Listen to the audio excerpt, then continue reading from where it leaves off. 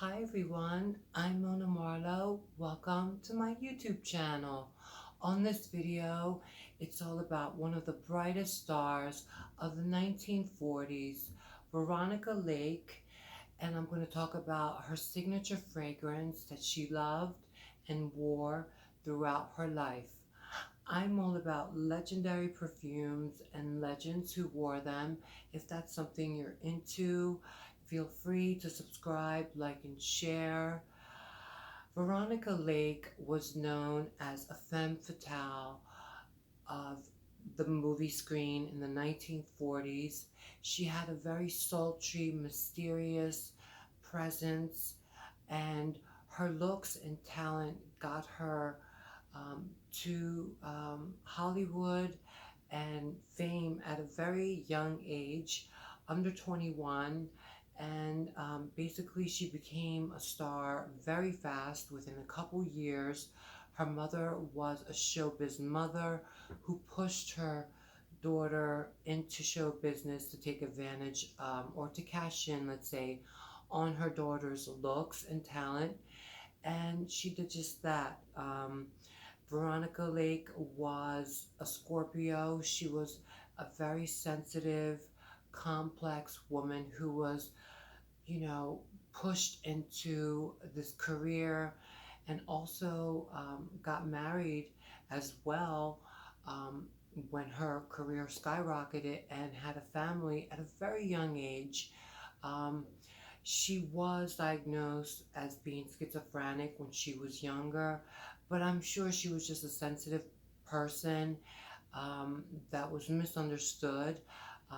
But later on, when she did hit the big time, she hit the bottle as well to cope with her pressures of her career and her family and children.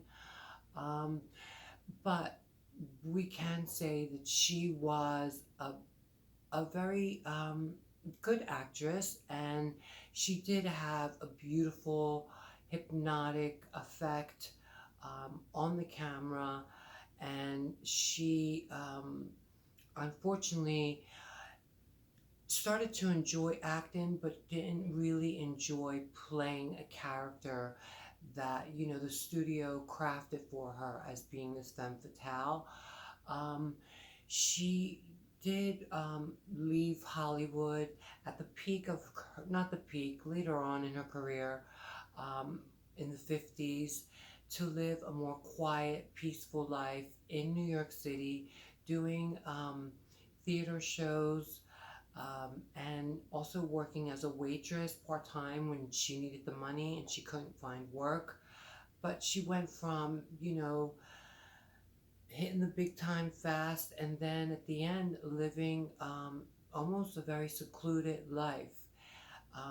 But I think deep down she was a free spirit, and um, throughout her life she loved and wore this perfume that was released in 1928, and I discovered this fragrance in 2009 myself, and I've been wearing it since then. It's probably one of the dreamiest, mysterious perfumes, and this probably suited her very well.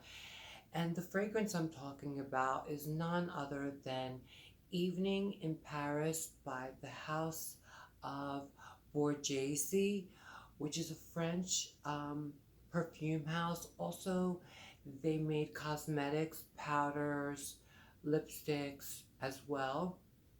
And they were really, really popular in the 30s, 40s, and 50s, also in the 60s. I'm not surprised that she favored this perfume.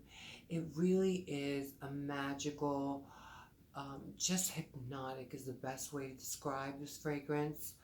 I procured this 1940s bottle. It's a 3 ounce eau de cologne. It was sealed intact, and I like to spray it in an atomizer so I can get better use of it. But this bottle is an Art Deco shape, cobalt blue glass, which this fragrance is known for. And It happened to be created by the nose Ernest Bow, who created Chanel number 5 as well. I think this is better than Chanel number 5 personally. It has more character. It's just a stunning, beautiful, unique scent that no one really could copy or has copied.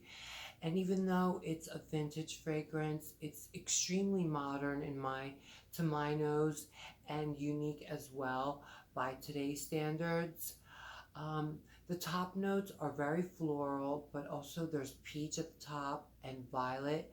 At the heart, you have lily of the valley, which comes off a little like banana on my skin. And at the dry down, you have beautiful creamy vanilla, musk, sandalwood. Now, it's not an animalic fragrance, but like all vintage fragrances, the base makes these fragrances have a fleshy quality that they don't produce today, unfortunately. And also, which makes me such a, vintage freak and fan, um, and why I favor, vintage fragrances. I remember this coming into my life in 2009 in the fall, and I remember that year like it was yesterday. And I'm glad I got this bottle in my collection. I'm sure going to enjoy it this September as well. Um, I think that's it. Veronica Lake was a beautiful woman who will never be forgotten. And I dedicate this video to all of our fans, and of course to Veronica Lake herself. With that, I'd like to close. I will see you in my next video to come very soon. Bye bye.